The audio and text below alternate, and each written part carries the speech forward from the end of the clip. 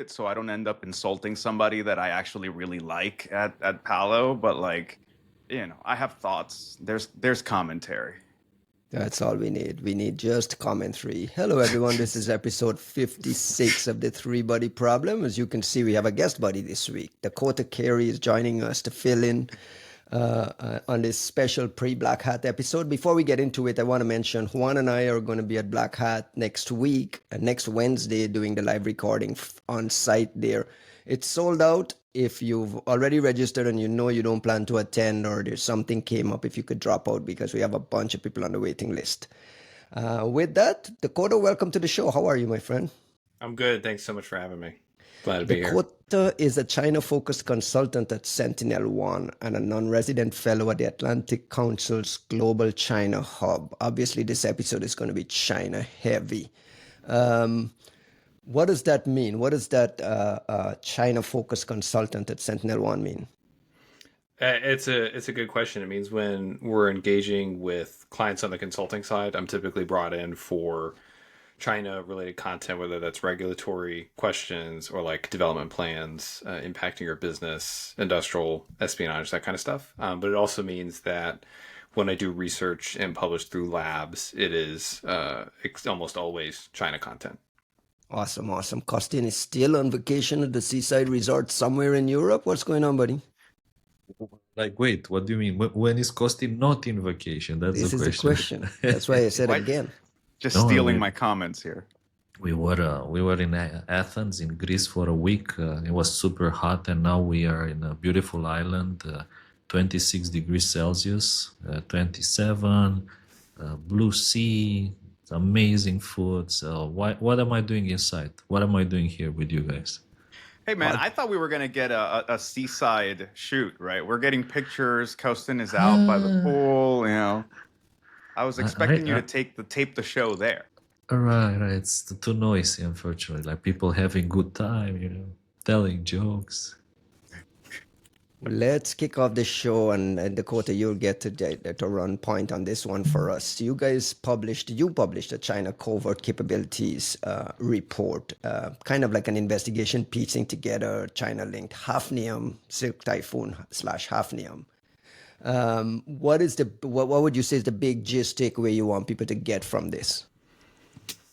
A couple things. The first is that the folks that were indicted in relation to Hafnium, particularly in the July 2025 indictments, one of whom was arrested, Xu Ziwei is the guy, contracted hacker who was arrested in Italy, currently waiting extradition to the United States, and Zhang Yu. And these folks worked at two different companies in Shanghai, and they were hacking for what I would argue is the MSS's premier office, which is the Shanghai State Security Bureau. They're probably the most effective MSS bureau within the country.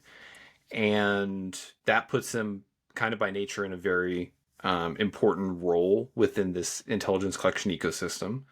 They were hacking at the direction of the Shanghai SSB, so that language in the indictment is very specific. It indicates a very close relationship, not something that we've seen with like iSoon, where they're hacking first and then trying to, sell access and intelligence later. It seems that these people were receiving specific tasking from the Shanghai SSB, and so that's notable. It's kind of the first indictment that has that sort of framework for it. And as the report lays out, the companies that these folks work at have a bunch of capabilities that they filed patents on that are not associated with Hafnium TTPs. And so it suggests that the company is capable of more things than we've associated with their threat clusters. And they may either be selling these on to other offices within the MSS. We know they have a Chongqing office, not just Shanghai, but they have a Chongqing office and an office in Nanchang as well. And so it really underlines that when we are naming a threat cluster and we're saying this is Hafnium, this is Silk Typhoon, we come up with an APT designation, we lean towards thinking that we're identifying one specific organization or a part of an organization. And in China, specifically, I think this is a really interesting case where like the capabilities may be going to other groups of actors, and we're clustering them separately despite being ultimately facilitated by kind of the same organization. And so it's just got some really interesting dynamics that have made for good research. Interesting. Costin, you were in the past, you were very kind of somewhat critical of, not necessarily critical, but asking folks to be careful about how we're describing private sector offensive actors who have been kind of linked to the Chinese state, and specifically around like the cyber malicious terminology. When like, what is your takeaway on this Dakota report on finding these patents on offensive things and like figuring out the research between these indicted hackers, the ownership of these firms, and like how do you frame it? Right. I think one of the most interesting things in general about attribution and about indictments is every now we do see some of these indictments. We also realize that they don't map like 100% to threat actors that we know or we named in the past, so that there's never like a one-to-one correspondence between them. And sometimes you have to kind of reevaluate your own clustering, try to understand better what was happening. I think we always see a kind of an incomplete picture of what was really happening right there. And especially in China, I think it's becoming extremely popular nowadays for state organizations to outsource some part of their operations to private companies, like we've seen with iSoon in the past. But of course, there are countless public and privately known examples of such outsourcing, which again happens pretty much all over the world. But I guess what makes it a bit unusual in China is kind of the volume of these operations, how many of them there are, and the fact that whenever you say something, at least in my opinion, and of course, please feel free to correct me, but whenever you say something like actor X, you are probably accurate only to like a slice of time, because we've seen that these actors over time, what was something is no longer the same thing in a month, in a year, in a couple of years, because people who are working there, they leave, they go and work in a different company, they take their tools, and then we see like malware being the same malware now is suddenly used by a different actor because the guy who developed it now has a different job. And whenever you say things like this particular threat actor, then probably you're accurate only to a slice of time. And as time passes, your accuracy decreases, and whatever you think is probably no longer that. But again, feel free to correct me. But this is true for all APT, right? I mean, this is true for all APT. But you're saying that when private sector folks get involved, it complicates it and slows it down a little more. No, what I mean is, in particular, you see this with China groups, while in other cases there are some actors which kind of stay true to their activities. Like I think a famous example would be Turla, or however you want to call it nowadays. But again, Turla is Turla. Like, they adopted some tools, they reduced targets and they increased targets. They passed some targets to APT 29 over time, but in the end, they're still there. Like it's more or less kind of associated with the same entity and the same kind of group of people and companies. While in China nowadays, at least that's my impression and what I see, that people migrate. It's like in a constant flux. And these state organizations, they constantly hire new contractors, they outsource their activities, there's new hackers, and new students, and so on. So the activity is much more dynamic in China, at least. Again, that's my impression. Juanito, this is Dakota. Quickly, is this unique to China? This kind of like blending. Well, it happens here in the U.S. as well. One of the things we don't do in the dark spot is like how much of this is different from what we do here with our contractors and defense contractors and so on. I actually am glad Dakota's here precisely because I had wanted to ask about this indictment, how common getting tasking is in China, because to me that that's the thing that sets this apart from any other like of the discussions about contractor arrangements that I've read over there, and specifically anywhere in like Western IC. Like the idea that the any like respectable Western intelligence agency that's like even remotely human adjacent gives you selectors, like gives you their tasking, is unthinkable.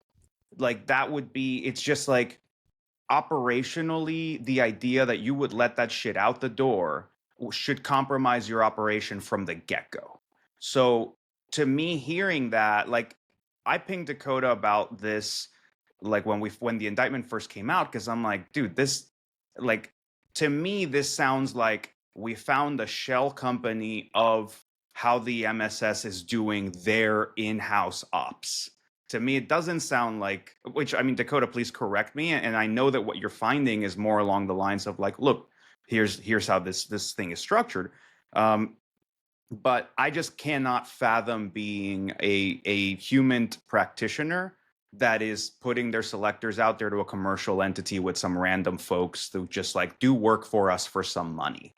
So I'm really curious how this actually, like, is this normal, or am I reading it right? Because like in the West, that would not fly. Yeah. So I have I think there's three really critical points on this part. First is, yes, the distribution of specific tasking this is the first time we've seen it recorded. As I've noted previously, Shanghai SSB is one of their premier outfits. I was just as surprised as you are to see that that direct relationship. It does, though, however, contour that there are many layers, or rather tiers, to the contracting ecosystem in China. There are bottom feeders like iSoon who are moving between contracts. Their their employees are unhappy, as we've seen from the leaked chats. They are kind of constantly moving from place to place and trying to sell access and intelligence just to keep the business moving. And then a step above that might be Chengdu 404. They were, you could argue, like kind of a prime contractor in China's cyberspace. They had at one point worked with iSoon on tooling. They were indicted as being behind APT 41, which was one of China's most prolific hacking groups there for a good while.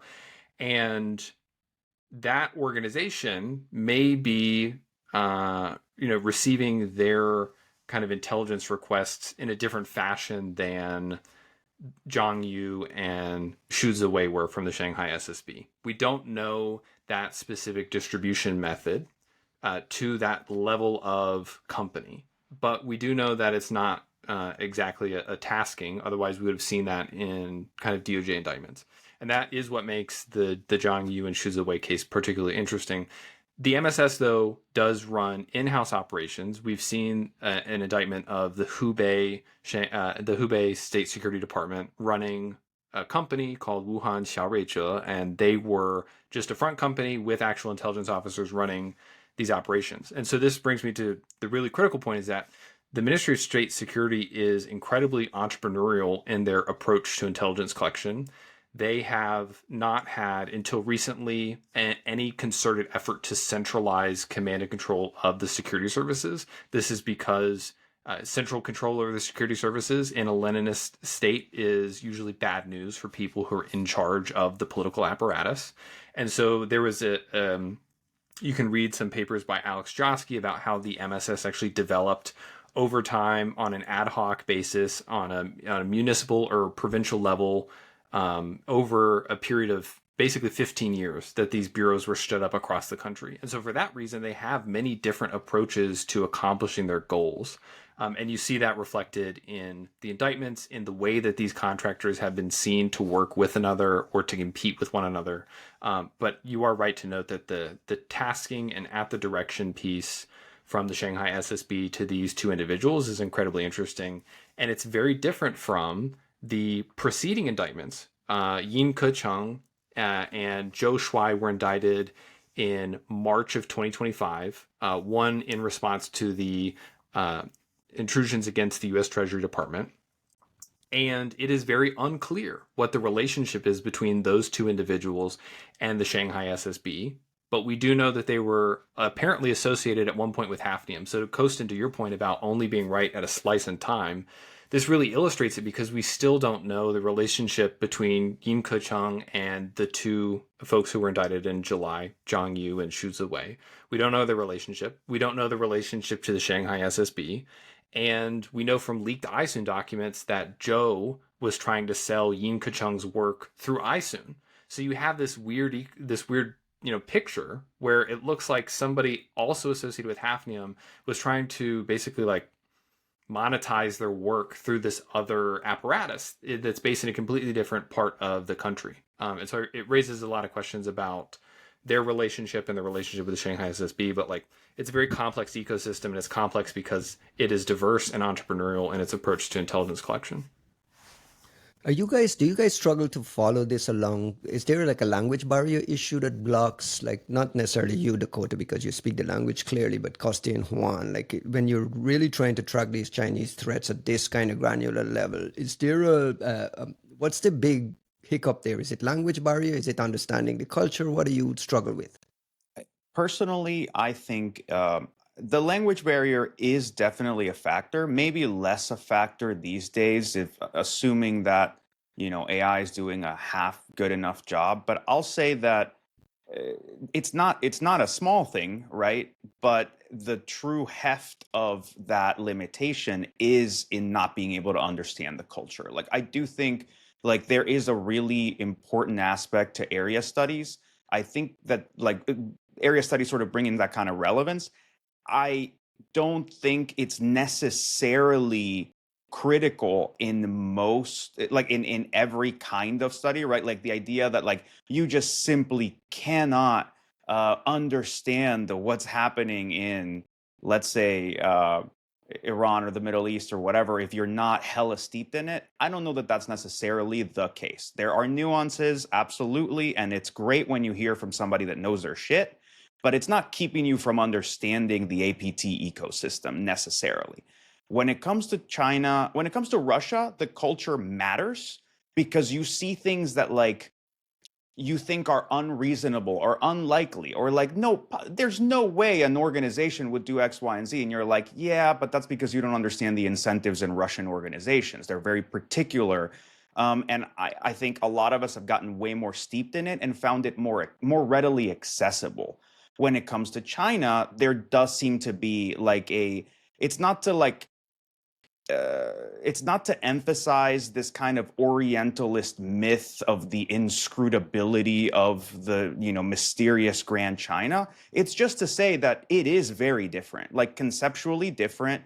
And like it's obvious that you can grasp it, but that it isn't readily within grasp, right? Mm-hmm. Like it's not just readily available, not to somebody like me, at least.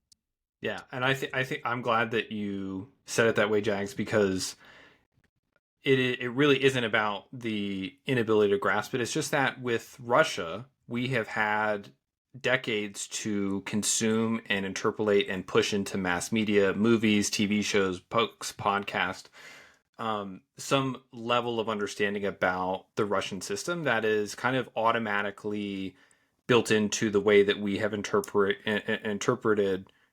global events and our history as a country. And so I think the intelligence services in the United States and in Europe, but also the organizations that kind of abut those industries, do have a better latent understanding, specifically because they've had time to think about the other country more. And so I think you're exactly right. It's just like we have a long history of having to deal with Russian intelligence services in a way that we have ignored Chinese intelligence services in that same period. Costin, you have a thought on that part? So one of the things which I was thinking about while you guys were talking about this was for sure there are some interesting differences between Russia and China. One of them immediately would be that over the years we've seen a lot more leaks from the China side. I mean, there were some leaks about Russian things such as like the Vulcan leaks, for instance, but there's been a lot more stuff coming out of China. And at the same time, I think, or I wonder if this is the case, and it would be interesting to hear what Dakota thinks about it. In Russia, there's a lot more happening on the cyber criminal side, and the cooperation between the government and the cyber criminal side seems to be a lot, let's say, more effective and I don't know how to say, like organized in the sense of blackmail and all that. How are things actually happening in China? There are for sure some Chinese groups that engage in ransomware, and even this recent case with the Sharepoint vulnerability. Remember that Microsoft said that one of those groups, beside the APT27 and APT31, typically deploys ransomware. So, like, how are those things in China, Dakota? Like, how is the cooperation between criminals, and why? There was this famous case, of course, APT41, and they had like the maybe one side of things was doing kind of espionage, and the other one was doing all these gaming hacks. How are things nowadays, and how good is that cooperation in China? Yeah, this kind of blending between APT and ransomware actor, a lot of it is, do you think a lot of it is misdirection? Are these guys double dipping? Are people moonlighting to hustle a dollar? Like, help me understand that part of the ecosystem. Yeah, good question. So I'll tell you what I know about it. There's, I'll start by plugging Alexander Milankovsky's research on Camel Gang, which was really great for showing how Chinese APTs are deploying ransomware on the way out the door for covering their tracks and obfuscation.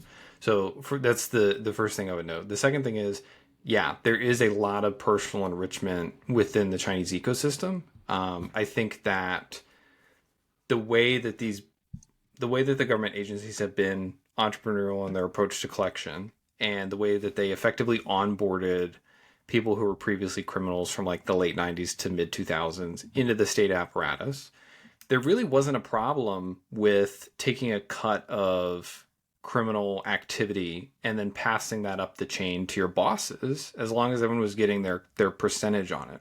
And I think that that's largely the case, but we don't hear about Chinese ransomware groups as frequently as we hear about Russia-based ones.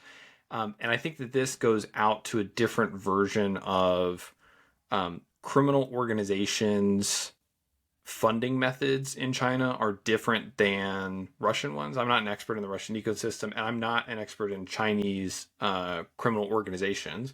But from what I'm aware of, the way that organized crime in China makes their money is very different. They prefer the pig butchering scam is incredibly popular. And what is the pig butchering thing? Can you spend a second? So, of course. So a pig butchering scam is when you get a text message at Friday in the evening, and it's just somebody saying hello, or somebody says hi, or they're like, oh, this is, Sarah or Michael or whatever. Don't you remember we met at this place? People who are lonely in developed economies, who have money to send, will fall into romantic relationships with people who are slaves in Cambodian and Thailand and Indonesian and Philippine labor camps that are run by Chinese organized crime. Mm-hmm. And they are compelled to stay and work in these camps and text people in developed economies to raise money for their own release. And there's a really interesting example where a woman immigrated to the Philippines. She assumed a Philippine name. She became the mayor of a town in the Philippines. It turns out she was a Chinese national, and behind her mayor's office was an entire business complex of Chinese organized crime running this pig butchering scam with thousands of people who were enslaved to organized crime, facilitating this. And so when I think about why we hear about Russian ransomware, perhaps is it this lady on the screen? It is. Yes, that's the one. Thank you. When I think about like why we hear more about Russian ransomware than Chinese ransomware, I think it's because their organized crime bodies have chosen a different path to commercial profits than the Russian ones. I don't know a great deal about the Russian ecosystem, but that's what sticks out to me as the main reason why we see these things is very different or in frequency. Does that muck up your attribution work, Costin or Juan, when you guys are figuring out the Chinese ecosystem, writing Chinese APT papers? Do you find that the cybercrime component, the ransomware component, throws you off, or you just like you guys have a grip on it that we have an accurate look at what's happening in that ecosystem? Do you want to go first, Costin, or should I? Not that much. I mean, I don't do much attribution nowadays of Chinese things, but like back in the days when we were looking at Chinese command and control servers, disk images shared by partners and all that stuff, I think it was pretty obvious. There was like not much muddying of things. I mean, even when they deployed the ransomware as a decoy, it was kind of obvious that it's ransomware. So not that much, I guess, but curious what Juan thinks as well. And Juan, we see that some coming out of the Iranians as well, some ransomware component tied to some APT attacks. Talk a little bit about like mucking up the attribution piece, or do you feel like as an industry, as a research community, you got a beat on what is and what isn't? So I think we're taking two important points and maybe twisting them a little too closely together. So let me kind of sort of unspool them a little bit. There's the China part, and there's the ransomware as like sort of misguiding attribution and or pushing us to misattribution. The ransomware part, we've seen it either as a cover for action and just trying to clean things up, or as like blended groups that are clearly, doing a little bit of moonlighting. They do state ops during the day, they do ransomware at night, and everybody's happy. I don't think that we're having a very hard time with that, at least not for the time being. The Chinese efforts, like the Camel Gang stuff, or even the Iranian ones, whether it was like Agrius, which Amitai Ben Shushan early worked on back in the day, or the Albania ransomware attack, like the notion of them being legitimate ransomware attacks did not live for like 45 seconds, right? Like it's really not doing it. It's not to say that it couldn't, but it's not really doing it. As far as that misattribution goes. Now, on the China side of things, personally, I have thrown my hands up, and I'm trying to come back, and I'm trying to learn. I'm keeping an open mind. I'm also actually starting to spend more time trying to learn about China and their ecosystem and their bureaucracy and where things are politically right now and where they've come from. It's taking me a while, right? Like I'm trying to like 3.1x audible my way through learning what's happening in China. But like that's me trying to be remedial. What have I been saying on this podcast for a while now is like there's like 5, maybe 10 people in the US in threat intel who have like this amazing picture of what's really happening in the Chinese APT ecosystem and how that relates to a bunch of orgs in China. Everybody else is lost as fuck. And it's not to say that we have that at that point we failed to do our threat intel work, right? Like you still see the clusters, you see like you understand you're reversing stuff, you know what the malware is, like cool.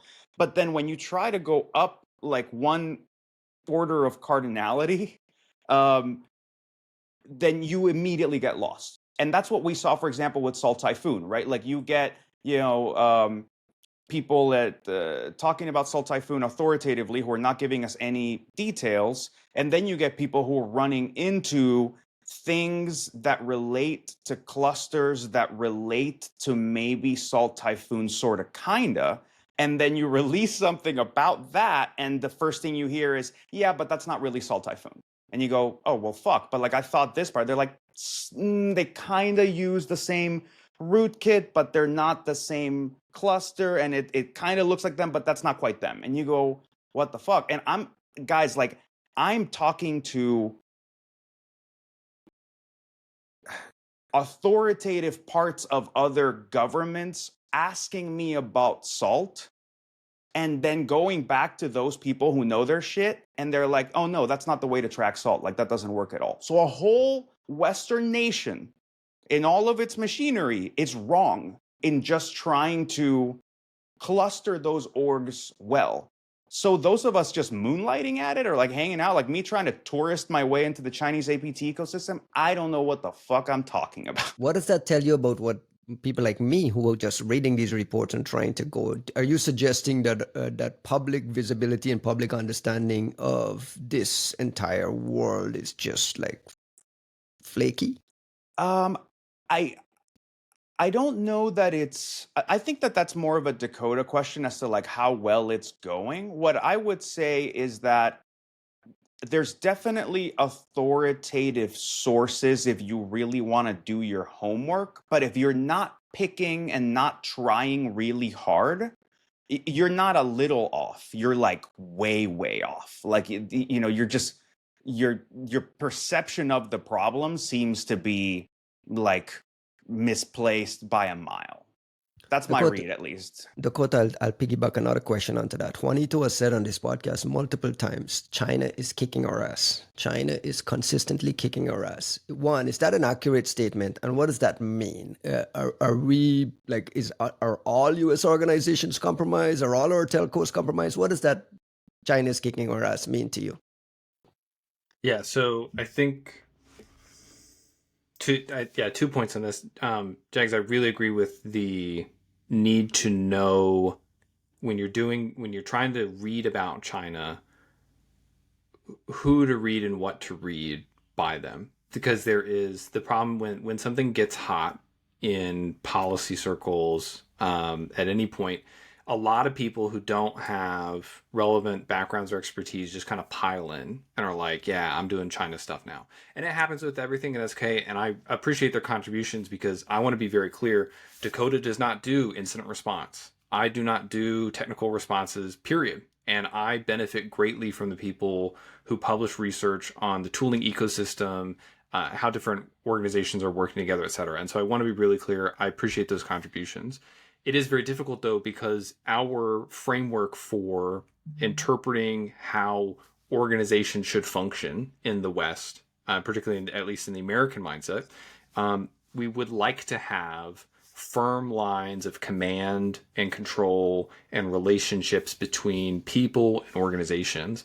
And China's ecosystem is much more organic and fungible and based on relationships and who took who to dinner and who spent the most money, at a very nice bathhouse for the guy who's deciding who wins a contract. Like there is so much stuff that even people who are very aware of the system cannot see. And part of it is just owning that we won't know and that we can't know how some of these decisions are made unless you have godlike access to Chinese telco infrastructure and microphones, right? Like you literally just, if you're not playing at that level, you just cannot understand how the relationships are making impacts on these decisions.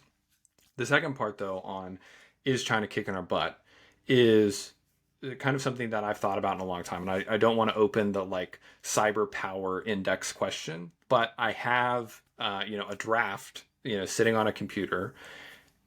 And the best thing I can come up with is like, Open it. We don't fact check. It's okay. The Chinese are like looking for that draft now. Fervently. Well, it'll be. I'll give you the top line. I think that when we think about who's kicking whose butt or who or what matters is this concept of like, is that country satiated with their own access? Is China fulfilling its intelligence requirements to a degree that they are satisfied by, and or are they adding new requirements to that list because they have this workhorse capability? And I think one of the things that kind of defines why China is kind of the pressing cyber threat at this moment in time is that they made all these investments to improve the talent pipeline. There are now hundreds of companies at a minimum kind of competing in this offensive ecosystem. They apparently have a method for distributing intelligence requirements to a large group of people who can bid on these things and win contracts.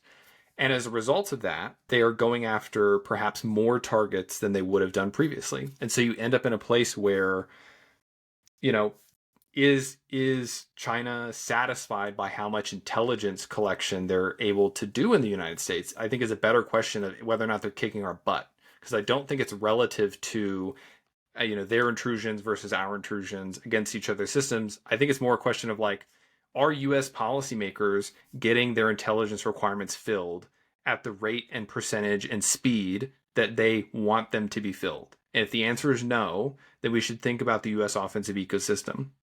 If Chinese policymakers are happy with the rate that their intelligence requirements are being met, then they're satisfied. And so I don't know like how to weigh out the question of like, who's bigger or badder in cyberspace, like whether or not they're kicking our butts. But my question is like, do they think they need to do better, or are they really happy with their current level of collection?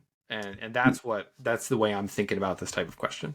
So I love that framing. I feel like I have a perception about the answer to one half of that question, which is like the US side of it.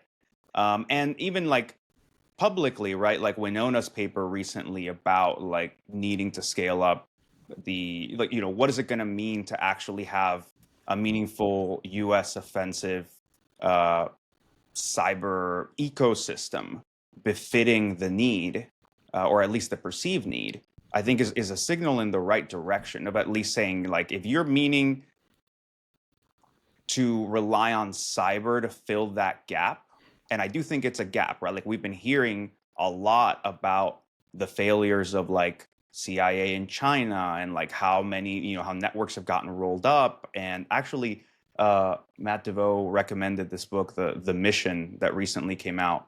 And I want to go on a tangent about that book, but essentially, I'll leave that for later. But the discussion about how CIA networks got rolled up in China in the past like 10 years is actually pretty meaningful and damning. And on the other hand, you have, FBI metrics on like Chinese penetration in the US and so on. So I feel like, I guess that's my very long-winded way of saying, like, I feel like in the US, I would feel comfortable saying, it sounds to me like we're not having our intel requirements met. If we are, it's likely largely on the basis of cyber and SIGINT. And you have people like Winona rightly arguing that if that's what we're going to rely on, like, we're not really meeting them pound for pound. We're probably meeting them just on like NSA's technical capabilities are just 10 cuts above anybody else's. But that's not the same as saying we have a healthy ecosystem that can respond pound for pound. How do you see, Dakota, like the other side of that question, of your question? Yeah. So I've thought about this. I told myself I wasn't going to go full Monty when I came on here, but at this point, there's no point in holding anything back. So I think Winona's paper is excellent. I also think, though, that we should consider the success of China's model. China has apparently a system for which the U.S. response to Chinese hacking can be priced in. If you're indicted, it's priced in. If we started whacking people in China and could somehow make it available as information that we're gonna put gloves on you if you go after these networks, that could also be priced in. The beauty of capitalism is the price function. The inputs and the outputs are so complex, we distill it in this wonderful thing called the price. And if we make it more difficult for Chinese intrusions, the price will go up, but the price will go up and people will continue to be motivated to carry out that behavior. I think it's time for the United States to consider that some intelligence requirements are easily inferable. Guess what? America wants to know about the aircraft sinking missiles that the PLA has. No one should be surprised that that is on a U.S. intelligence requirements form somewhere. It may not be in the president's intelligence priorities. It may not be that high up, but it's on a list, and we can easily infer that. Guess what? There's going to be trade talks. We're going to want to know about the other side's negotiating position. And I think what China has realized is that there are intelligence requirements that don't really matter if the other party becomes aware that you are seeking that information. And as a result, they have the ability to let private sector companies compete on price to fulfill those intelligence requirements. That is again what makes the Shuzawei and Zhang Yu indictment so interesting, was that they were working at the direction of the Shanghai SSB. Other people did not know what the tasking to those individuals was. And if you look at the other indictments of the Chinese ecosystem, it seems like there is a clearinghouse or an organization or a group of people responsible for bidding out other intelligence requirements. And I think that the US government, if we're going to talk about hackback and whatever that might mean at the White House and national security level, I think we should start asking, actually, what part of our intelligence requirements can we bid out to an offensive ecosystem of US and Western based hackers? The requirements are readily inferable. Jags, you said this earlier in the episode, the idea that we could explicitly hand down tasking would ruin the secrecy of those missions. I think we should just acknowledge that some of our intelligence requirements are things that most people would understand that we are interested in. And thus, the secrecy that we put around the way that we conduct our operations, the very high level of professionalism that U.S. offensive operations maintains, is not necessary for a large swath of U.S. intelligence requirements. Right.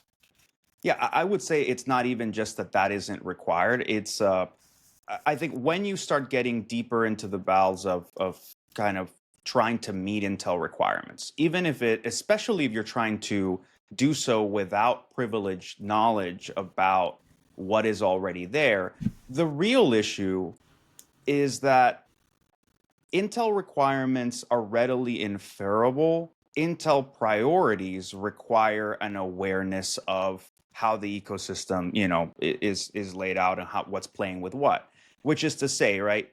Let's say that the three of us stand up a company tomorrow and we say, hey, we're going to do a certain amount of like hacking and OSINT and just go sell to like the US DoD a bunch of baked intelligence, finished intel about Chinese military and orgs, right? We can go and, like you said, readily inferable. We can say they are going to want to know about like what missiles and what sort of air defense technology is being bidded out, and like what money is being spent on that. And you get into the really interesting part of being sort of like an analyst with a particular region in a particular area, which is to say, if you know that what you care about is nuclear, or what you care about is missiles, what you care about is aircraft, then there's all of this readily available data that you just cannot hide by virtue of how the world works, how business works, how manufacturing works. The fact that you can't hide from satellite imagery, you just cannot hide the material conditions of your effort to some degree, and you get to do this really cool analyst work. Where do you get into trouble is, at least in the normal Western ecosystem, is we can all infer that and walk up to them with a report and say, guys, like, we know everything you could ever want to know about like the Chinese manufacturing of like air defense systems that they might use in Taiwan. And then when you try to cross the barrier into the IC, what you find out is, yeah, an NSA has got this so down and so penetrated that like everyone is readily well briefed on this, and no one's going to spend a dime on it because they go, well, thank you, but we knew 95% of this, and actually we know like a 50% you're not even aware of. So thanks, but you're wasting your time, we're wasting our time, we're sure as shit not going to pay you to do it.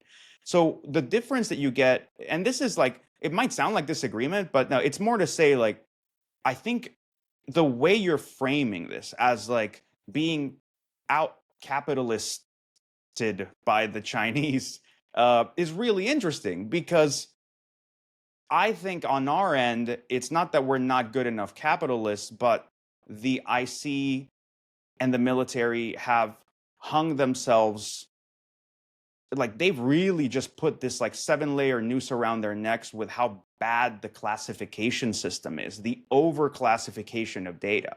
Because like these people can go to jail for telling us, hey, like, yeah, we really care about that one aspect of things. So if you have that data readily available, like, please give it to us. Like, that is still close enough to throw me in jail. I released state secrets, that considering sitting down and going, okay, what parts of this are actually really secretive and we should handle carefully, and then what parts of these can we just portion out to like 4 contractors and like be fine.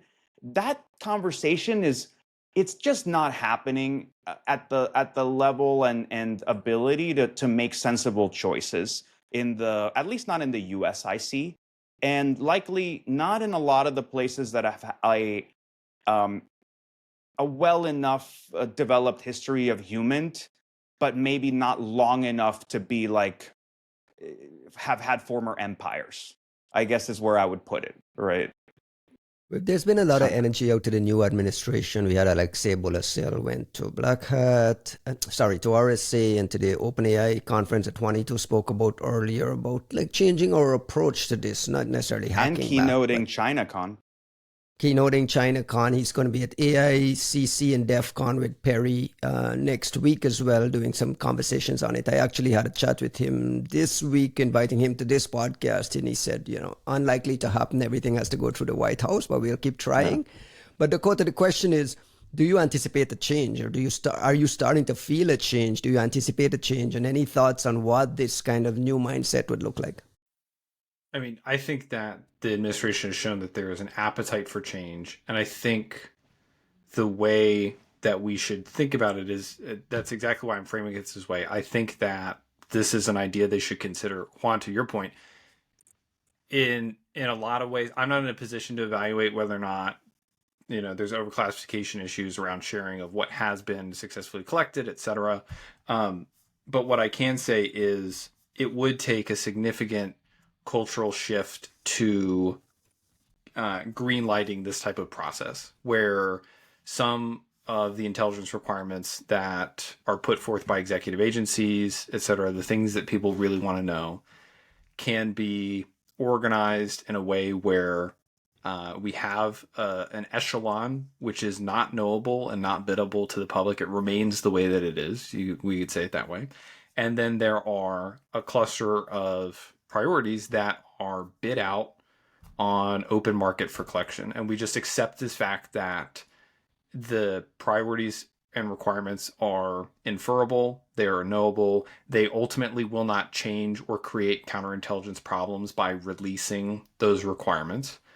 And you allow an offensive ecosystem to build out around those requests. I think and again, I really want to frame this in the question of, when we think about the cyber power indexes previously, are U.S. intelligence requirements being met? And if the answer is yes, then we don't need to do any of these offensive reforms. If everybody is happy with the level of collection and what they're getting and the pace that it gets to them, then you don't have to do any of this. And that's the reason to consider reforms to the offensive ecosystem. If that is not the case, then I think that China has actually shown us a very efficient model for this type of collection. And I think we should learn from that. Costin, I want to bring you in here for a little bit of a European perspective, because this is a very US-centric conversation. We have to imagine the Chinese are infiltrating European organizations, European government, diplomatic institutions, and so on. Why is there not enough, or why is the noise on the public reporting front so quiet when it comes to Europe versus what's happening here in the US? Is it just geopolitical things? And how do you view this conversation from your European lens? Are you going there like, listen to these Americans, or this resonates with what you guys think you have to deal with there?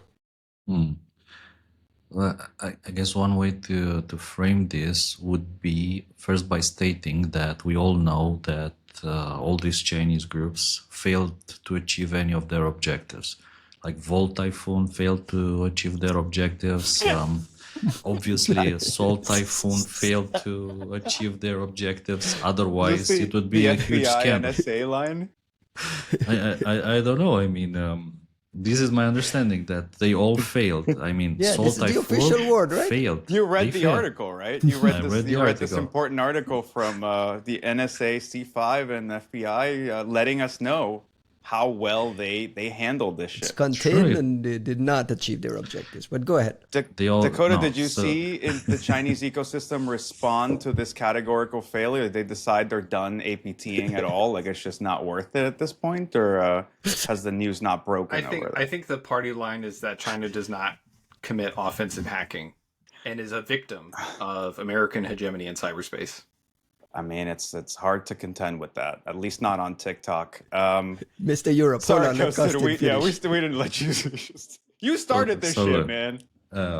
everything failed. That's obvious. I mean, Sol Typhoon failed miserably because if it didn't fail, it would be a huge scandal. I mean, there would be IOCs, there would be blogs, there would be stories, and there would be like outrage. And there's nothing. None of that actually happens. So I think they failed miserably. And I don't think they failed, like all these Chinese groups, I don't think they failed because they kind of misattribute attacks or they drop ransomware.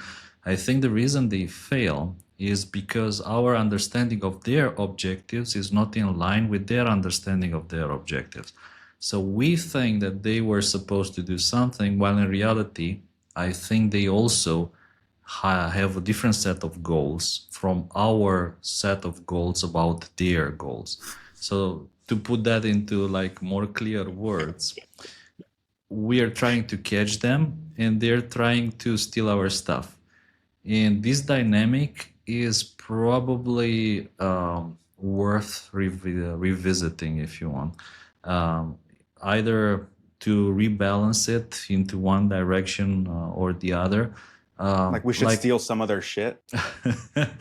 Or they should try to catch us. I don't know. Yeah. But like, look, the most obvious metric for this imbalance, I think, is the amount of new APT groups designations published by Mandiant. So the last time Mandiant ever named a Chinese APT group with their full indicators was in 2019 when they published about APT 41. In the last six years, Mandiant/Google, they haven't published any new APT XX designation for Chinese groups. They published for Russian, Sandstorm, for North Korea, for Iran, but like zero new Chinese groups. It feels there's a kind of a lack of visibility, and this dynamic of they try to steal our stuff, we try to catch them, is kind of very, very heavily unbalanced. So maybe it requires a bit of revisiting. It would be nice if Mandiant dropped some new APT 46, 47, 48, 49, whatever. And again, there's all these discussions. Yeah, I mean, you got to keep a tight number. You only get so many APTs. You get 50 APTs at a time, and if you apportion them, you're done. There's a lot of like sports where we start retiring the numbers. We'll retire the Right. jerseys, and then we can reissue. Oh yeah, sure. Like APT1 probably. They age out. APT1 already aged out. That one's you can be reassigned. I actually, so Costin, I'm sure that the visibility piece is a part of it for a certain tier of Chinese APTs. I'm seeing some interesting like things I'd like to discuss about, your early Hafniums, like whatever it is, like there does seem to be this sort of relationship between, this way of operating where the really high end ones, when they get caught doing some sneaky shit, then you get this barrage of like the lower tier Chinese actors, and then eventually the ransomware groups kind of hiding their tracks for them, which I think is a more effective one than the ransomware bit. Like APT41 throws a bit of ransomware, you go, yeah, APT41 was here, and they threw some ransomware at the end. But like the Hafnium style folks, we've seen it twice now, of like you start something sneaky and stealthy, you have an exploit that no one else has, you are leveraging it in a way that's just not going to get you caught right away. The minute folks start catching on, then you just toss it to the wolves and like you flood the zone. And it worked last time, and frankly, it kind of worked this time too. But I don't know that I can put that entirely at the feet of lack of visibility. I think that there's a soft power issue here that we have failed to account for, in that I'm hearing from enough folks in different shops that big companies are actually not allowing them to talk about China anymore. That teams dedicated to China in some of these very big shops with lots of analysts are not getting that many analysts, that much headcount, that the ability to actually publish on. And, to me, is there a hint there? Is Is there a hint there that this is tied to economic interest? These big shops might be There's making devices it's in not a China. hint. It's not a hint. It's an overt fucking statement of saying you've got companies like Cisco. you know, I'll Google, call names. You Cisco, just blink. Microsoft. You just play. But no, look, this is really simple. Haves and have-nots. Does that company that produces CTI have manufacturing in China, or does it not? And then you look at their APT reports, and you can draw a surprisingly clear diagram of who's publishing still on China, who's calling out Chinese APT teams proper. And like, it's to say that I think it's admirable that Is you it still have. self-censorship, or is it they're getting someone in a Chinese HQ office leaning and brushing shoulders with someone? I think it's self-censorship resulting from somebody in the Chinese office somewhere leaning into somebody and telling them that it's enough. And frankly, look, it's hard to judge.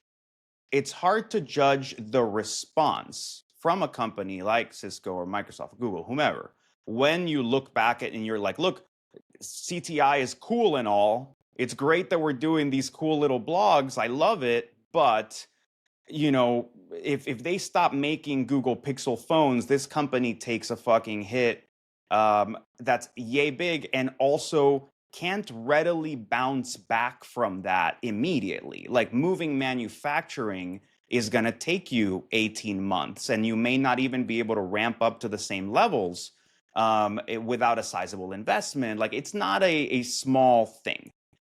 That said, and this is where I particularly wag my finger at Apple as like the main contributor Took to the the question out of my mouth. problem. Go ahead. Dude, I've kept saying, I've mentioned this book at least 4 times in this podcast, and you motherfuckers still haven't read it.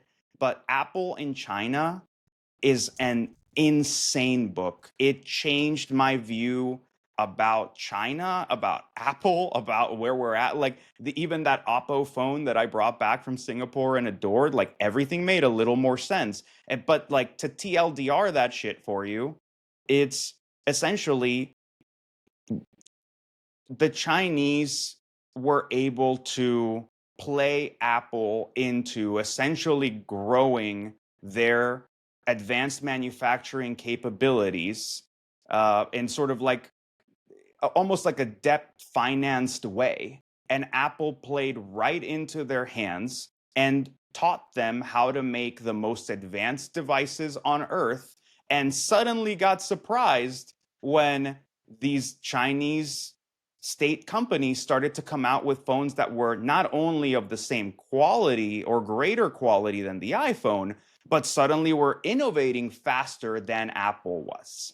So Apple created modern Chinese manufacturing and all of the shit shows we're seeing with all of these different companies. And they've kind of just shamefully like shut up about it and kept moving. But that's also to say that if Apple got played this way, what do you think is happening with Cisco and others when global manufacturing is so complex and so difficult these days? And like, it's not like, Vietnam's trying to ramp up, India's trying to ramp up, but even there, you're not talking about an ecosystem that can readily produce the parts, that can readily train the people, that can readily, you don't get to cross the street and go buy a giant manufacturing machine that only exists there. Like, you have to build up an entire ecosystem of manufacturing. And it's going to take a decade at least and bajillions of dollars. Do you think And Do you think this filters down to the Apple threat intel team, though? That they're, like, for instance, it's noticeable that Apple has never really documented and disclosed a Chinese iPhone implant, for instance. Do you, is there a conspiracy there that there is this little bit of self-censorship, even at Apple, to slow down on documenting major Chinese things? I think that there is no culture of censorship at Apple when it comes to these things. I think it has shaped whether they ever even bothered trying to go at this problem the way the rest of us were for at least a decade, where like they just didn't play ball and decided to focus on the hardware engineering bit. And like it was like this immense hubris of Apple to think that they didn't need to do threat intel the way everybody else did threat intel. That's some silly shit that you do because you don't care about the privacy of your customers. We're just going to build these like categorical fixes at a hardware engineering level, and then we're going to make it hard, and then it's just not going to be a problem at all. And then, oh, lo and behold, yes, you built some amazing devices. It's still a problem. You've just made it like it's a smaller problem. It's a more contained problem. But what you have created is now an intractable problem because we can't monitor these things or like actually stay on top of these things, right? And to the point of Dakota's blog, right? You have all these patents of these companies that we know are part of like the higher end, contracting tier for espionage that have patents and stuff for Apple devices and essentially show that they have in-house prowess against those platforms. We haven't caught any of them. We don't know what the fuck is happening. And it's not because they're not doing it. It's because people don't have visibility. Now, on the Apple end, what you have is a mixture of their bizarre approach to security as a thing that has to be handled in a kind of culture of marketing silence, colliding with a deficiency in what they've produced as like their approach to threat intel, where it's more human-y. It's much more like about companies and about individuals and about their manufacturing process, and doesn't seem all that bothered by like some of that traditional TI stuff and who's getting hit out there and who's like, not our problem, bro. Which is only an issue because they've curtailed the ability of the private sector to fill that gap. More recently, maybe that's changing. Like we're starting to see some signs out of Apple. Like there was a very interesting story. I want to say it was on Bloomberg with our friend Hamid Kashfi about how there had been iOS infection notifications to notable people in Iran preceding and leading up to the recent Israel-Iran conflict. And to me, that was a really interesting story because I would interpret that one of two ways. Either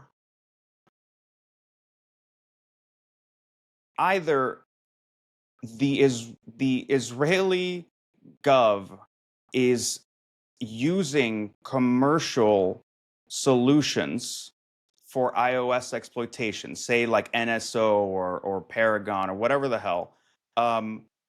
They're using PSOAs for operations relevant to a hot conflict. Because as far as we know, Apple only really seems to track and notify people when it's PSOAs and not any other type of nation state activity. Or their Israeli gov is using their in-house tools and Apple is actually tracking and notifying beyond mercenary and PSOAs. So to me, that's a really important story in one of two possible configurations. So maybe things are changing at Apple. Maybe, we should give them some credit, but I don't know, right? It's such a secretive org and such a sort of bizarre player, and it just doesn't play ball with anybody, that I don't know which way that shakes. It's fascinating that Apple, the threat notifications that Apple have been sending in this case, describes the attacks, according to Patrick Howell O'Neill at Bloomberg, who claims to have seen this, is Our boy is back. Exceptionally rare and costing millions of dollars. Apple said the extreme cost, sophistication, and worldwide nature makes mercenary spyware attacks some of the most advanced digital threats in existence today. This attack is largely targeting you because of who you are or what you do. Interesting that Hamid, who we've had on the podcast talking about the Israel-Iran war issues recently, said he found 12 victims all inside Iran and working either in the country's technology sector or in the government. So fascinating that Apple is proactively warning and documenting about this. Can we give us a quick shout out to Patrick Howard O'Neill? Like he's back in the journalism business and like has hit the ground running. And of all places, I think I'm happy for Bloomberg that they're essentially building up their rep after some of the stories that haven't been so wonderful that kind of made Bloomberg a bit of a punchline, and now instead you come with somebody who like just punches so far above their weight that like Patrick is the in the real time deal. he's been back, it's been like 3 already like amazing stories have come out of Patrick. So Well, you're preempting me because the next story we want to touch on, we're already an hour in, and this conversation has been fascinating. Dakota, in your Hafnium report, you mentioned proxy logon and some of the MAPP Microsoft Active Protections Program, which is this pre-notification of vulnerability information to AV vendors and security vendors to give them a chance to build detections and so on prior to the thing. Patrick Howell O'Neill at Bloomberg is reporting here, along with Ryan Gallagher and Maggie Murphy, that Microsoft is investigating whether there's been a leak in that MAPP program that's tied to the latest Sharepoint vulnerabilities. Microsoft is looking into whether there were shenanigans at play with Chinese vendors inside MAPP. Dakota, help me understand what we're reading here and what are the implications. Yeah, so I'll start way back in 2012 when this company called DP Tech was removed from MAPP by Microsoft for apparently having sent along information that was provided to these AV vendors in China through MAPP and weaponizing it. That was 13 plus years ago.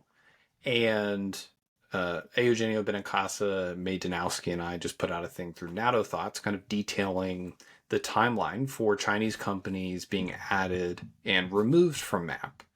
And since that 2012 removal, Microsoft has not made any more public statements about who was being removed and why. Some of these companies were apparently removed because they were added to U.S. entity list under Department of Commerce, Bureau of Industry and Security, etc.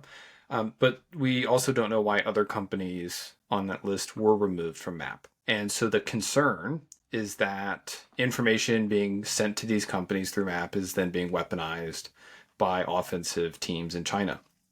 There are a number of companies on that list who are also participants in the Ministry of State Security's vulnerability database, the CNNVD. I think it's 12 out of the 18 companies from China in MAPP are participants in that database. So there is both a mechanism and incentive for these companies participating in MAPP to weaponize the access that they have. We make this point at the end of the NATO Thoughts piece, but I would argue, or I do argue rather, that Microsoft should call for an investigation by the Ministry of Public Security in China under the framework for the Cybersecurity Law of 2016 and then the State Council regulations on data protection in 2021, and call for an investigation into the abuse of this distribution of defensive data. It is impacting, under Chinese law, critical information infrastructure. And as a company with services and business in China, Microsoft is certified to operate under the multi-layer protection scheme, which is overseen by the Cyberspace Administration of China and the Ministry of Public Security. They should call for an investigation into how defensive information sent to defensive companies in China was weaponized. I don't think it's outside or beyond the pale. And for some reason, we've just kind of taken it at face value that like China has a right and ability to abuse defensive processes. They put the vulnerability law in place in 2021 to collect vulnerabilities that literally is just siphoning, defensive incentivized research into an offensive ecosystem. And then they conduct behavior like this, and we're all supposed to take it on the chin that they're allowed to abuse these processes. Costin, I want to bring you in here on MAPP because MAPP has a sordid history, and you've been a participant in this as a head of GREAT. We were getting MAPP data ahead of time at a Russian company, and for us, it was crucial for us to build these detections and so on. We've had incidents in the past where Microsoft has kicked out Chinese vendors from MAPP for leaking information, either inadvertently on forums or whatever the case. They did their investigations and have kicked out people, so they know about these issues. The question I have for you is this. You get this MAPP notification 3 days in advance. Is that enough time to capture enough data, build an exploit, know where your target is, hit, or are we just kind of freaking out about not much ado about nothing? Do you believe there's enough time there, and is there enough information sent that allows them to do whatever reversing and exploit writing needed? Well, first of all, you don't get it 3 days. Sometimes you get it like 2 weeks. Oh, You really? can even get it like more than 2 weeks in advance. Really? Absolutely. And I remember cases when we did get some information from MAPP, and we didn't obviously build exploits, but we needed to build detection. And some the of same the thing. most talented people who are looking at these POCs from MAPP and building detection, it took them something like a matter of days. It took them like a matter of days to write a behavioral detection that would catch any exploitation attempts for that thingy. And I think that the moment that you can write these detections, also you get very deep into the code and you understand the nature of the vulnerability. If you are a very talented exploit developer, it shouldn't take a very long time to develop a working exploit. So that's probably a So question there is a to window of exposure here that's real and legitimate. there is for sure, which is why I think it's essential that the companies who are part of MAPP are trustworthy companies that will not play any kind of silly, stupid games and help the bad guys or like help any kind of offensive parties. Of course, there's always been the other question around is that the moment that you report it to Microsoft, like what kind of entities will get this data, again, national security laws and so on. But as far as I know, there are no documented cases of any Western entities exploiting any of these bugs before they were patched by Microsoft. And at the same time, we have all these cases like recurring, like over and over, we're coming back to the same issue, which is we suspect that these Chinese APT groups somehow got their hands on this vulnerability report. Did they get it from the company? Did they get it from Microsoft? Did they get it from one of the companies in MAPP with their help? Or maybe they actually, I don't know, they targeted and infected one of these Chinese companies in MAPP and they're stealing the reports this way.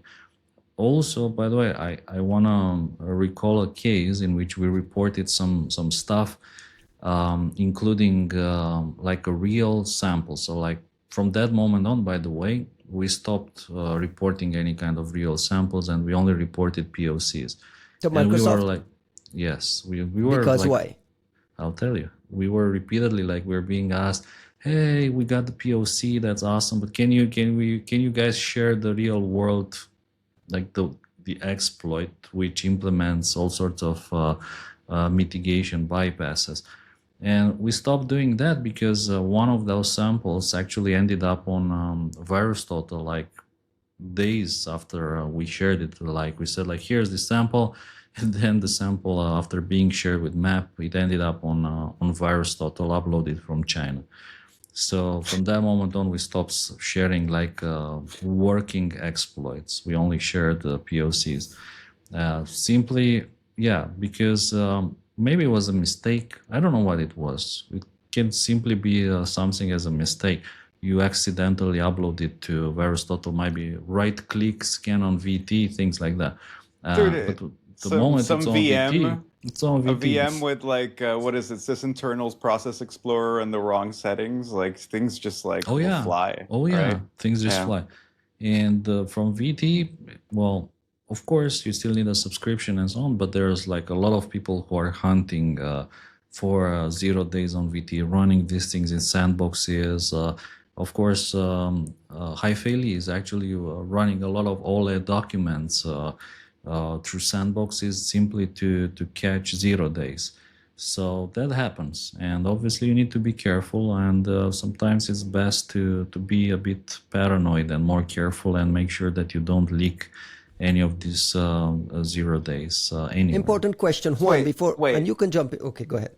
Okay, wait, like because there is a nuance here that I think we do need to discuss with the Sharepoint vulnerability that just went down, which is it's really interesting that people have been talking about sort of whether this came out of MAPP or not, because there is this nuance in that the issue you get with the Sharepoint vuln, as I understand it, is not that we saw the vulnerability that got reported to MAPP exploited.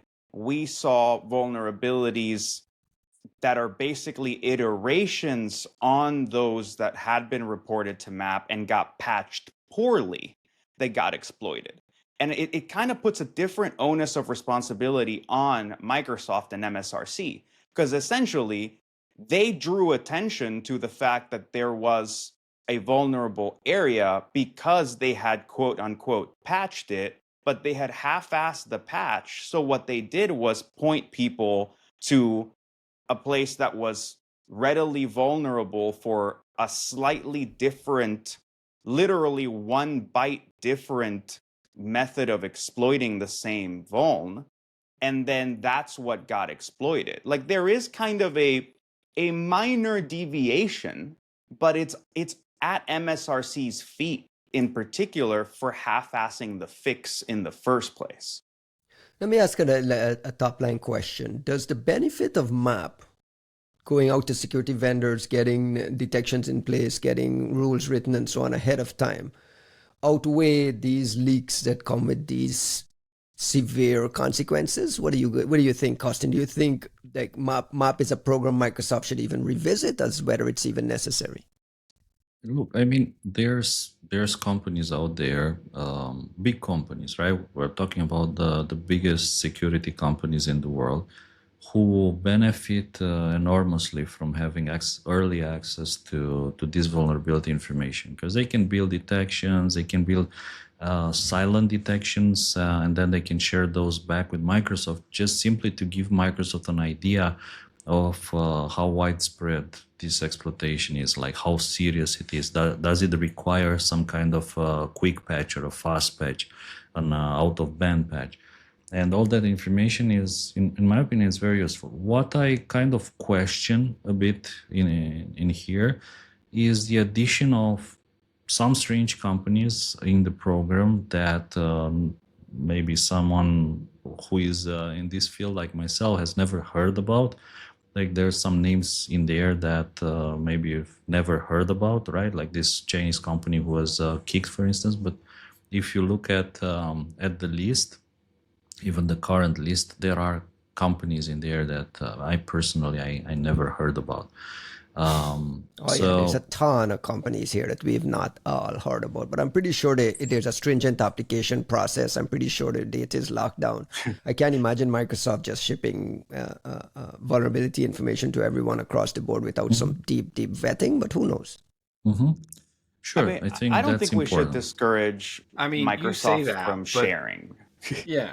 No, sorry, go ahead, Jax, because this is No, an important point, but I'll circle back. I was just gonna say, like, I don't know, like, my issue with us discussing it on these terms is that I think Microsoft, for the sheer amount of data, samples, etc., the visibility that they have, they barely share anything at all. Like, I think of folks what they provide relative to what they have, right? It's why I'm so hard on Google and so hard on Microsoft, and maybe not as much on some of the smaller vendors who are just like trying their best to play in that same arena.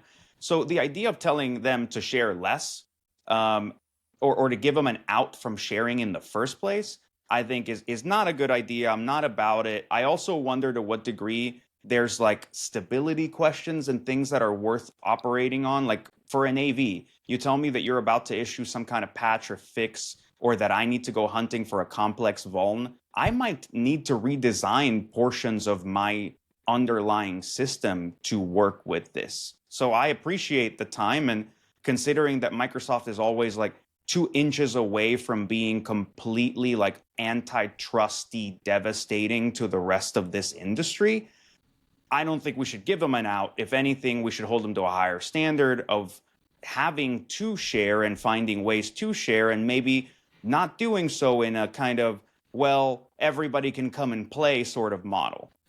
Dakota, are we also encouraging? Are we also encouraging? Let's this kind of geopolitical balkanization of things, where let's stop giving the Chinese, let's stop giving the Iranians. We kicked Kaspersky out and we kicked Positive Technologies out of MAPP already. So the Russians don't get this protection. If Costin's argument is that this advanced protection really does help customers down the drain, and we treat it as some sort of geopolitical gift giving, aren't we making the ecosystem less secure as a whole? I think if that was the motivation behind the decision making, I would agree with that. But if you're exhibiting behavior of abusing a process where we are trying to provide better defenses to users, you are not worthy of receiving that information. And Jags, to your point, I think Microsoft is at the level of systemic importance that they could argue to the Chinese government that they want an investigation into how this occurred. They have the right. Somebody is violating Chinese law. We know that to be true. Microsoft could even provide the Chinese government and regulators with an appropriate amount of data to facilitate an investigation. And China can demonstrate to the rest of the world that they are serious about the protection of data, that data security laws matter, and that they will uphold their own laws on companies domestically and internationally. I think that this is an opportunity for China to show the rest of us that they are not worthy of this criticism that they're receiving. But the reality is the process is important. Microsoft is doing the best that they can to get this information into the hands of the people who need it. And China is abusing that system. And I think if other Chinese companies want to remain in this MAPP program, they can join Microsoft in calling for an investigation. But we can't just pretend like there's not a political solution to this problem, which is to say the Chinese government draws the line in the sand and says this behavior is unacceptable. They have already done that with a number of other behaviors in cyberspace. They facilitate and enforce rules in that country like nobody's business. You can enforce this rule too if you decide it's a rule you want to enforce. And I think it's time for China to say, yes, we're going to allow Microsoft to defend their customers in this country without weaponizing this process. Or they can say out loud, no, we're okay with this, we're going to abuse it. And at that point, Microsoft should just move these companies out of MAPP because their government has demonstrated that they are not trustworthy. Interesting. Costin, a closing thought on this whole MAPP issue? Is it... I don't know how you can suspend everyone because they're in a country. Is this a risk? They did it to the Russians. Okay, I think they suspended they were the guys sanctioned. who were not doing any of this, reverse engineering and re-implementation of vulnerabilities. So I'm confident that none of that was happening at our previous employer. Super confident.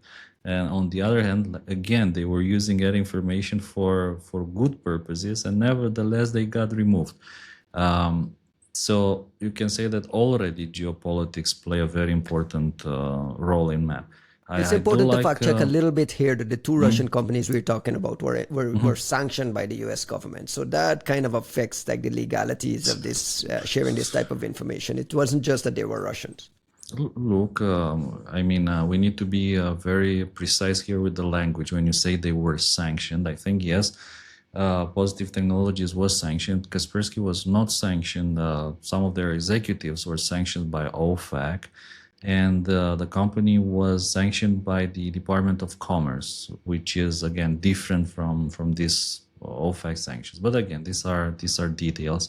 My point being that I'm confident that they were not doing anything wrong or bad with the vulnerability information. Maybe one solution here would be to put like some kind of high-risk vulnerabilities, such as the Exchange one or this Sharepoint vulnerability in a different class, like the vulnerabilities which have a huge risk and the impact to be weaponized by APT groups for mass access or espionage or ransomware. They should be like triple patched first, including with mitigations, and only then you share the vulnerability information. And another thing you can do... But that's when defenders need it most. prior to, right? I disagree if you triple patch them, but by triple patch I mean you patch and then you patch the cause and then you put like And then you patch the patch. You increase the buffer like what we used to do in the old days, right? If we had the buffer on stack and we knew that there's no way you can write more than 16 bytes on that buffer, we would put like 16 plus 4 just to be on the safe side. And some of my friends were doing 16 multiplied by 2. So they're essentially doubling the buffer size just to be on the safe side. So you do the same, like you increase all the buffers by 16 bytes and around the vulnerable code, rewrite it, re-implement it, triple patch it. And after that, you release the vulnerability information. I think that's one possibility here. If this is a world we're living in where everyone is like stealing each other's hat and everyone's rushing to instead of protecting people is just like how do we exploit them more effectively, then this is one of the measures that you need to take. You need to like show a carrot and show a stick. Like if the carrot doesn't work, show the stick.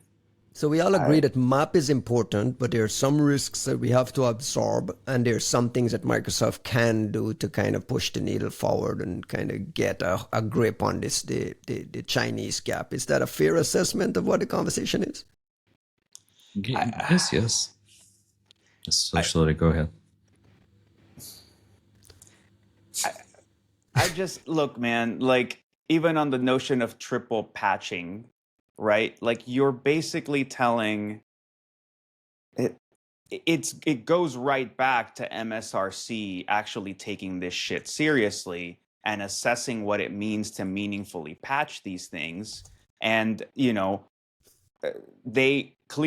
was a better fix down the line that they just didn't feel was merited when this, right? Like they half-assed the patch, and then only when there was active exploitation and a whole round of shit show, then they go, oh, right, like we're going to actually re-engineer the XML parser and whatever. And I get that that takes more effort. I'm not saying that it's easy. I'm just saying that in this case, you essentially drew attention and enabled the vuln that did get exploited by virtue of pushing the patch, pushing the discussion about the POC and so on. So like, in many ways, Microsoft is its own worst enemy in this whole situation. And of course, there are ways to address this sensibly, but that means that you need a Microsoft that is engaged with this community, that is honest about, at least with itself, about the level of effort that it's putting into handling these vulnerabilities so that they can strategize around it.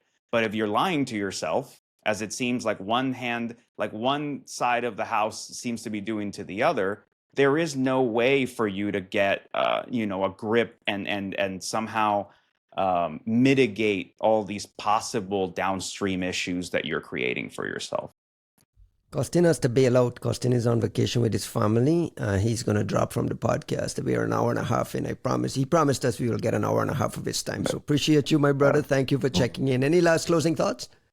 Before you drop, we got to get to 2 other small stories before the entire podcast. There were some other interesting stories, and I hope you guys have time to cover them for sure. Dude, you needed to be here for Secret Blizzard, bro. What the fuck? Secret Blizzard, like, yeah.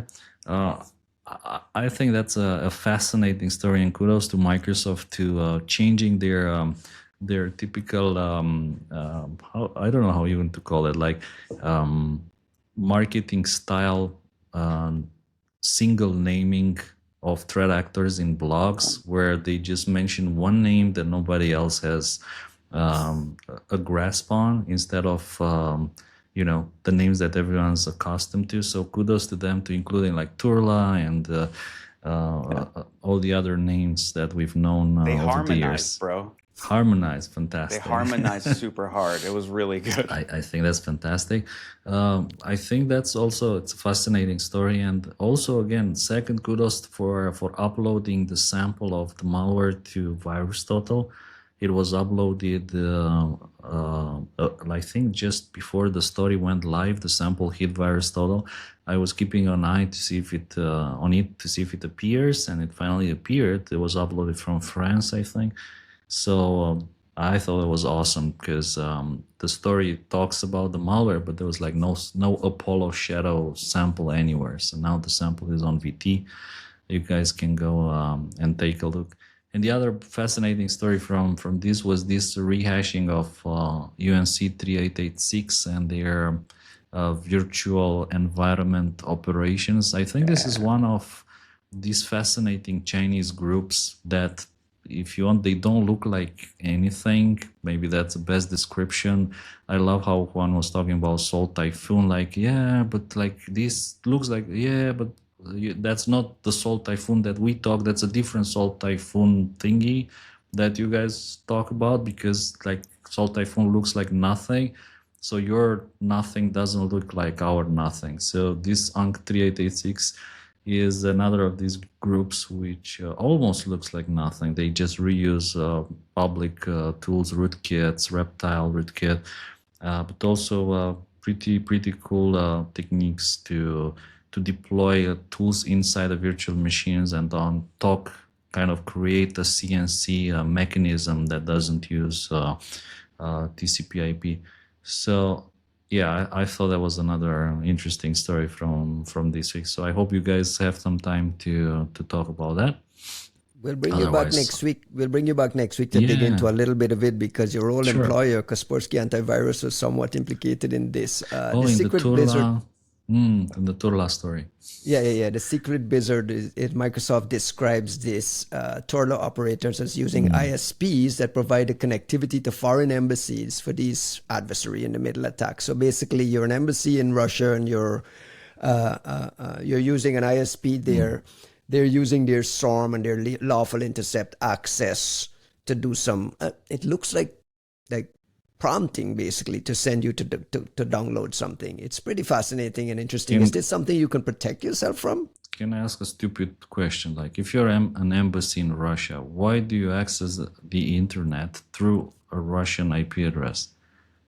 Like, this makes no sense to me. Through a Russian ISP, you mean? Like, if I was, let's say, my country, Costin's country, embassy in Russia, you're using Starlink, touch right? the internet. Starlink, no. I don't know if it works. Does it work in Russia? I don't know. It works wherever they turn it on. No, man. VPN back home and hit the internet through some IP addresses back at home, but never ever like use that country's local infrastructure to hit the internet. You can assume that every embassy in the world has their internet tapped, monitored, 17 different ways. Saved, like in 17 different ways, and all the data saved in PCAPs forever. And sometimes this happens not just in that country, but like in other countries as well for all those IP addresses. So I would be super careful with how you use the internet, like mobile phones, including like SIM cards, everything, VPN. I think this discussion about the VPNs was also probably quite relevant for this episode, because there's been a lot of happenings in the UK, the UK with discussions of banning VPNs, joining other fine countries like Iran, North Korea, Russia in banning VPN access. So I think there's never been a better time to start using a VPN, Tor, become a terrorist and protect your internet traffic with the VPN. I thought it was funny this week that even people who were previously against using VPNs, this week they were like, maybe start using a VPN and try to use a good one like Mulvad or commercial VPN, which means exactly that, no free VPNs. So I thought it was a bit funny. But some closing shout-outs before you have to run, and thank you to your family for loaning you for us. Well, shout-outs to all the friends back at home who are like filling in for me with the work, even if like I don't do any kind of work. They know who they are. More details in August. Right. And you have some announcements coming up. Possibly. Who knows? And by the way, if you ever visit Santorini, highly recommended that you stop in a place called Vlihada. It's like very beautiful, very quiet. The food is amazing. Prices are not too bad. And even now in August, it's like 26, 28 degrees.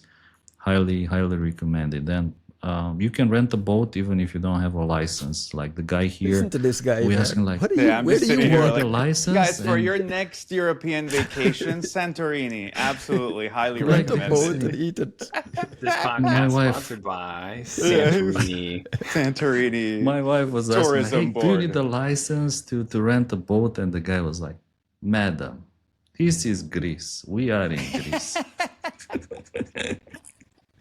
Thank You don't you, need a Costin. license to drive a car here. Like, Thank to you, vote. Costin. You can drop whenever you want. You can hang out and talk for as long as you want. Appreciate it. All right. The last Ciao, story, bye. sorry. Ciao, ciao. Ciao, ciao. Okay. The last story I want to touch, because we're an hour and a half in, and you know me and my rules around making sure this podcast don't go too long. Juanito's rolling his eyes. I Is mean, this I'm fire sorry, ant- isn't our longest episode our most popular episode, sir? I That would like is you to true. finally put this to bed, right? All these complaints about how long our podcast is, how much That is cursing it's true. got. That is true. The other thing I wanted to touch on is the Signia report on Fire Ant. It's described as a stealthy cyber espionage campaign targeting VMware ESXi, vCenter, and network appliances. Seems to me, Juanito, that this is related to the Singaporean government's warning, I want to say 2 or 3 weeks ago, that they found an UNC in critical infrastructure in Singapore. There's some politics around whether they're going to name China, but the fact that they named this UNC and Mandiant had already tied it to a Chinese-nexus threat actor suggests. Is this Fire Ant that that Signia documents here the same thing? Can you help me understand what this is? It appears to be, and I say that just because, you know, you've got some you're obviously going to get some obfuscation between what the Singaporean government puts out on their bit, Mandiant puts out on their part, and Signia puts out on their part. But the Signia work is super, super interesting. And whatever's going on with this Fire Ant UNC 3886, like whomever they may be, I think we are obviously seeing an actor that's like a cut above than, you know, some of the other, right? Like Costin mentioned, it's like you get these like kind of, he says APTs that don't look like anything. To me, it is kind of like this sort of vapor of an operation. And that's how folks discuss Salt Typhoon. It's how folks discuss sort of some of the higher tier ones where, you know, there's I think the term living off the land doesn't quite capture it. It's a kind of, you know, tradecraft that comes from understanding what leaves a trace, what is going to be forensically valuable, and deciding to consciously design a complex operation around avoiding visibility, avoiding telemetry collection, avoiding leaving any kind of logs, purposefully going in and removing any kind of logs, disabling logging systems, coming out of the hypervisor, literally like doing things by dumping memory out of a VM that's like from the hypervisor, and then modifying, like collecting secrets and modifying things in memory. Like you're just operating. That is not skitty shit. That is not a ransomware group. That is not a normal APT. That is some experienced, well thought out, very intelligent way of going about being an APT. And I think that that's worth pointing out. Is there Yeah, anything fascinating about Singapore being a victim of this level of adversary? Yeah, so I think there's two interesting points in this. Let me circle back to something we talked about previously, which was how many APTs have been designated in the last 5 or 6 years from China. This is a really good example of why I think that type of clustering does not occur publicly, or maybe even occur at all. I think it's really difficult when you have a robust ecosystem of capable actors who have specialized into niches of particular types of services or offerings that they can provide to the security services. So I think this is a really good example of a very capable group. And I just want to know how 3886 is tied to other UNCs, because it screams to me like a group of people who probably work at a company who have other capabilities that perhaps they sell to other places. And so there's actually a bunch of unks who are the same people.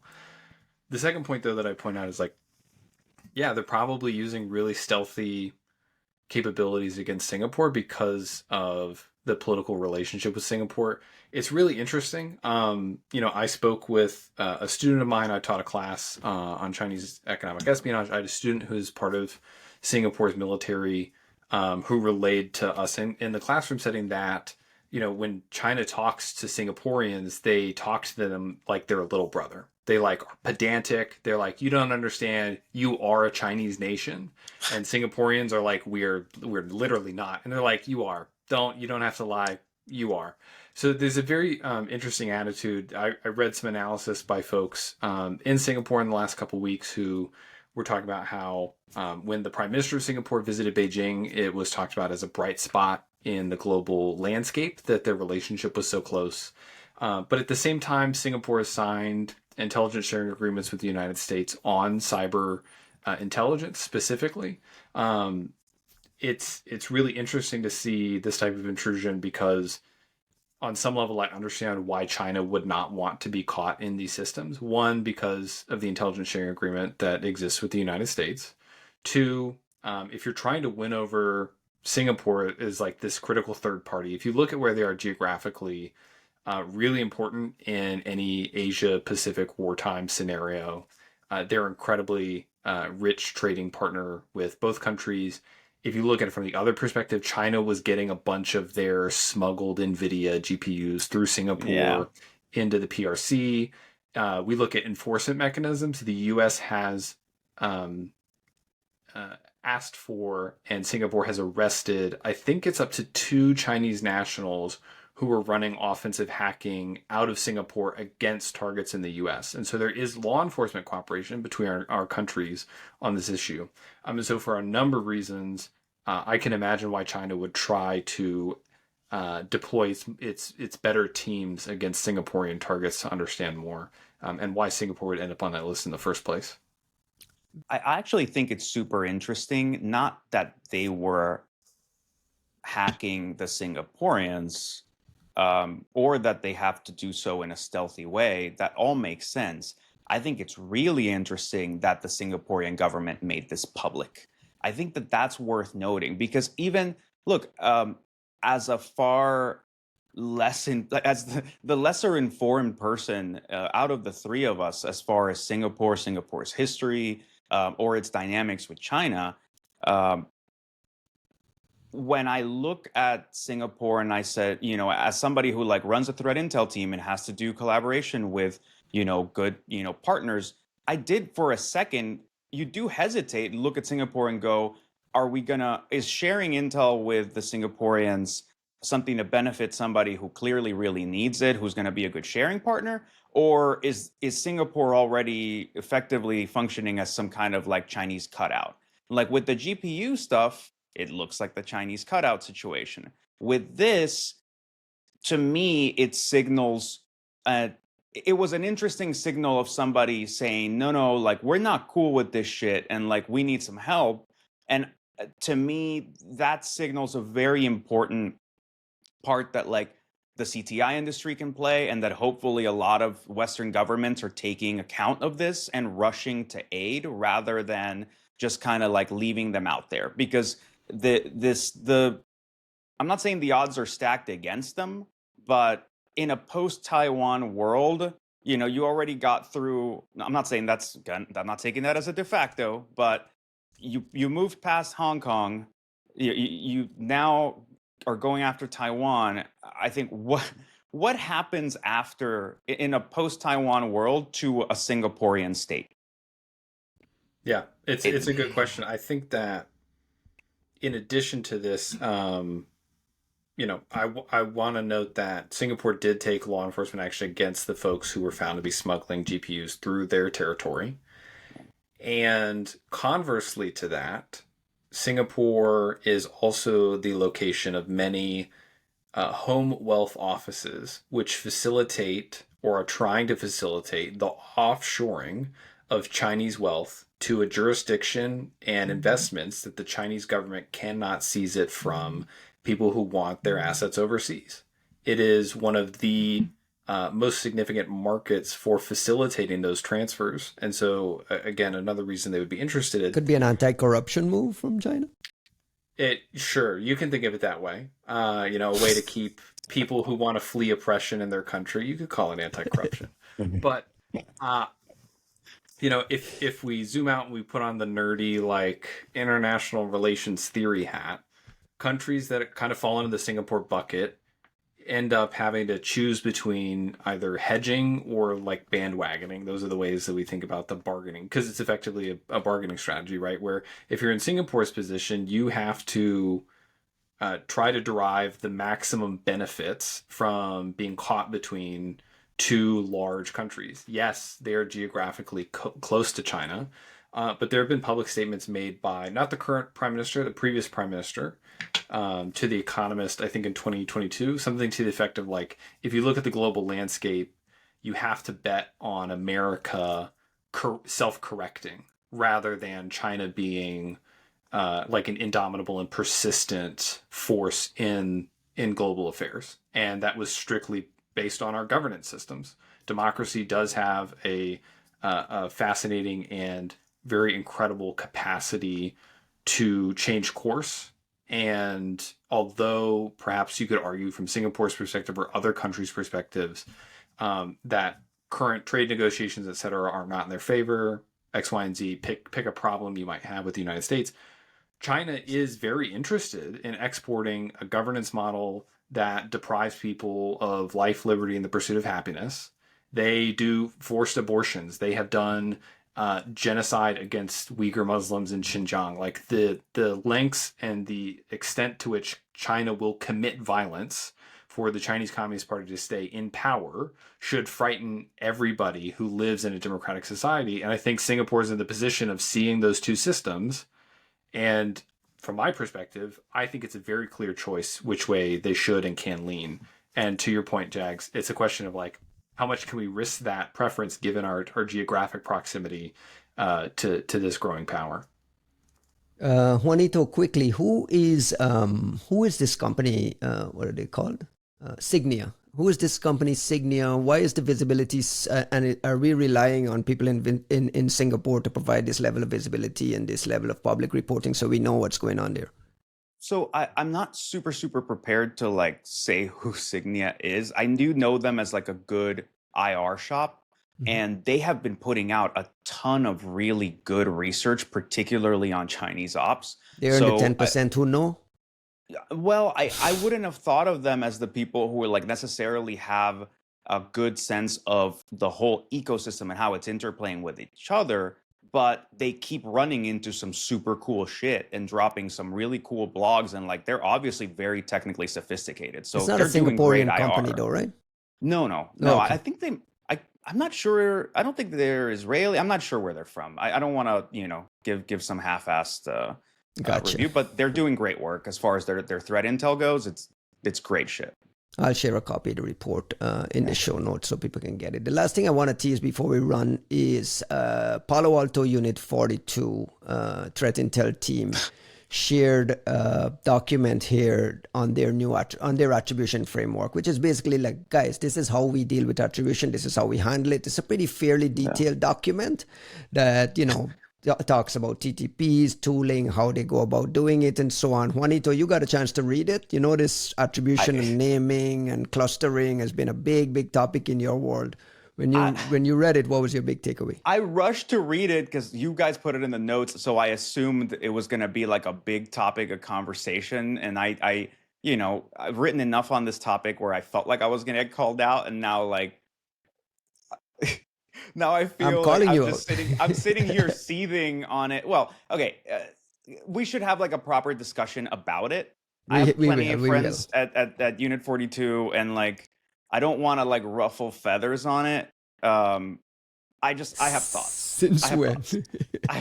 I like these people. I have thoughts. That's all. Okay, so we'll leave it. Let's leave it for next week when Costin is back and we can give it the treatment that it deserves. Because I feel like they went a real. Actually, you're saying that, but next week is Vegas, bro. So you gotta position that properly. In a couple of weeks, we'll save it. Well, let's close the show because we're approaching the 2 hour mark. And next week, let me just remind folks, next week, Costin won't be here. Juanito and I will be at Black Hat. We'll record a special episode there. Thanks to all the folks who signed up to come and check it out. It's sold out. So we should have a good time just hanging out and doing a little bit of a mini reunion. Dakota, as you know, we usually close the show with some shout outs. Who do you have to call attention to? Ooh, I mean, put him on the spot. Shout out to anybody who hits me up on Signal and is like, "Hey, have you seen the following?" Because I live for the group chats. And shout out to the Signal Foundation for providing a secure platform to connect with friends on. Donate monthly if you use Signal. I can't emphasize it enough. And we are clear on OPSEC. We're always clear on OPSEC. Always clear on OPSEC, bro. Juanito, do you have any LabsCon news you can share? Yes. So we are basically ready to announce the agenda, but it would be silly of us to do so as everybody rushes to Vegas. So we might be sold out too. The conference might already be honestly, sold out. Yeah, I think we have. We may have, and we're arguing about this. I'm pretty sure there are 6 spaces left. I don't want to fucking hear it. We have 6 weeks to go. I don't want to hear it after all this when somebody hits me up in a month going, "Oh, can I?" It's like, dude. But if anybody's on the fence, like, now's the time. I don't know what else to tell you. And we will announce what I think is a spectacular agenda. Like, I'm genuinely proud of this agenda. As soon as we're all back from Black Hat and trying to recover. Awesome. Hey, do you want to announce the guest host, or do you want to, let it be a surprise? Let it be a surprise. Let it be a surprise. Next week, we don't have to attract attention anymore. Everyone is already, we're already gone. We're already sold out. So For the folks coming, we have some Buttersoft hoodies for all the folks coming. Yes, and we'll have surprise guests. We'll have some drop-ins. We have some pretty nice thing planned for you in a nice 2-story suite, a duplex suite in the Cosmos. So we should be.